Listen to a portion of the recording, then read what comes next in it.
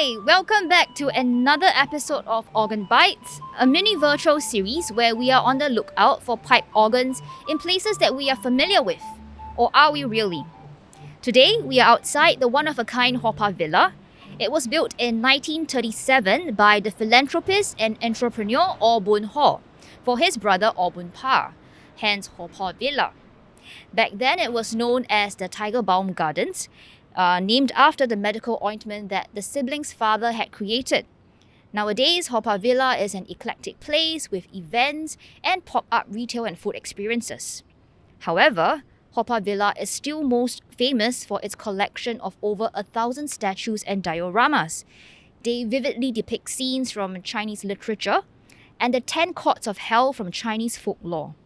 Today, instead, we will be going to somewhere that is as different from Haw Par Villa as heaven is from hell. We actually do need to ascend from here. Let's go.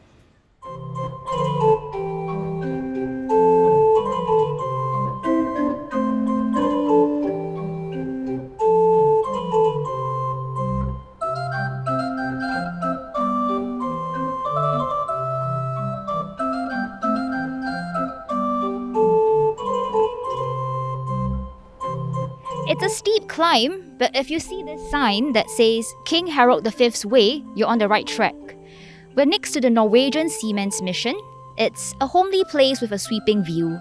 Besides being a place for seafarers, it's home to the Norwegian community. There's a quaint little pipe organ that we want to visit, and we'll get to talk to Chaplain Stein Vangen about it. Let's go in.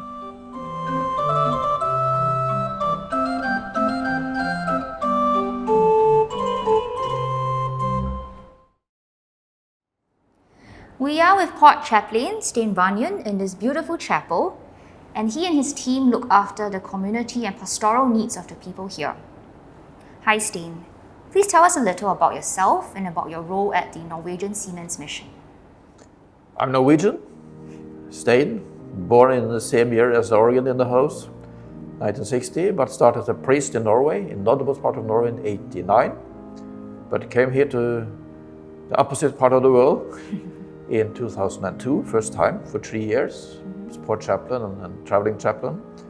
And I'm now back again here for some months because we have COVID challenges in staffing up the church here. Thanks for coming back when this place needs you the most. And how did this mission come to settle right on top of this hill? It's quite a steep climb.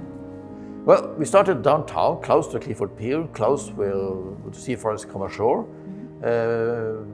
But Singapore want that for the business community and build the Temasek building on our place. So we have to move in the 70th. And we came up here, there was some people tipsing us, helping us to get this estate in 75, 74. And we've been here since. As a community for the Norwegian and the Scandinavians in Singapore. And the other thing about being on top of this hill is that just right outside, there is this sign that says, if I translate it right, would be King Harold V's Way. Can you tell us about it? Yeah. Norway, as in Singapore, we give the names to the historical heroes. And King Harald is the present king of Norway. He is the 5th king with the name of Harald. The first one was the first king of Norway, making Norway one union, beating the other kings in 872. And he was here in the 5th, not the first one. The 5th was here in about 2004, together with the Queen, as a guest of Singapore in a state visit. And when the Norwegian king goes abroad, if there is Norwegian Seamen's Church on the place, they try to visit us. And he came here, we had a service with the Norwegian community and the king and the queen, and when they left, they gave name to this slopey road up to the church in his name, called the Road of King Harald V, or in Norwegian, King Harold V's Way. Ah, okay. So he made himself take off the cloth of the sign integrated in 2004. I see. So that's the story behind it. So there's something else that's also unique here, and that is your almost cabinet-sized pipe organ in this chapel. How did the mission come to have this pipe organ? This chapel was built then in the 90s as a part add-on to the church, to the center, and I don't think they really believed it was possible to have a church organ here. So there was looking into the plans, planning for piano. But then they got the possibility because one of the Norwegian big maritime industry leader, Wilhelmsen Line, they gave us this organ as a gift. It was being in use for some years, 30 years, since 1960, in I presume a little church in a part of Gävle, a town of Sweden. So when it was out of use in that church, it was given to us. They took the costs of moving it from Sweden to Singapore and made all the things necessary to make it work here. I see. There's a story behind everything here. Hello, and welcome to the next part of our video, which takes place in the church area of the Norwegian Seamen's Mission. My name is Lorraine Mathia, and I'm pleased to share with you a little about the organ here. This area is where services are held, and at the back of the church area is where the organ is. This organ is a cabinet organ.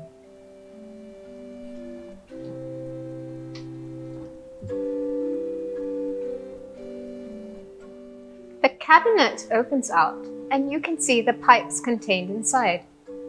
You might be wondering how all the pipes can fit inside a rather small cabinet. Well, that's because this organ has one manual or keyboard with 4 stops and no pedal board.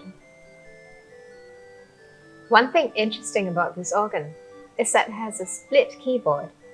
This allows the organist to play the top half with one sound and the bottom half with another, if the person so wishes. I will show you this with a variation. Have a listen to each time that I play it, and see also if you can recognize the tune. For the first time that I play this variation, I will use the same stop for both the upper half and the lower half of the keyboard.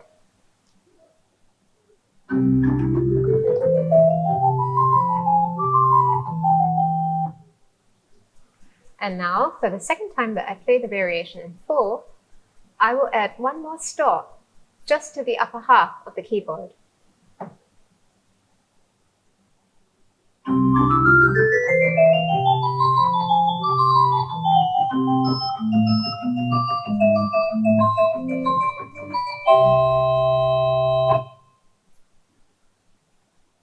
Today, I will be playing 2 pieces from Haydn's musical clock.